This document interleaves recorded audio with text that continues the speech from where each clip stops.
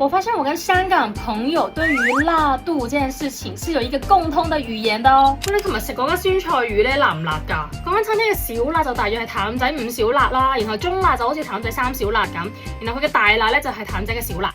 哦，咁你平時食唔食得辣㗎？我平時食開譚仔3小啦 ，OK 啦。我咧就食開清湯嘅10小辣咧，已經覺得好辣啦。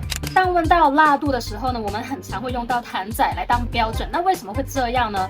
我個人覺得可能是因為辣度這件事情本來是很主觀的。你說的小辣，可能對於我來說是中辣，你覺得 OK，可能我已經辣到流眼淚。所以如果單純講什麼小辣、中辣、大辣，可能沒有一個共同的標準。但是譚仔這一家吃米線的餐廳呢，它有一套分得很細的辣度系統，從10小辣到特辣，總共有分成9個等級。而且譚仔在香港真的非常多的分店，幾乎每一個香港人都會吃過，所以就好像是一個辣度的坐標，是一個幾乎每個大眾都會理解的單位。呢個觀察咧都係我同香港嘅朋友傾偈嘅時候先發現啦，都覺得幾得意嘅。咁你下面 comment 話俾我知你譚仔係食咩辣啦？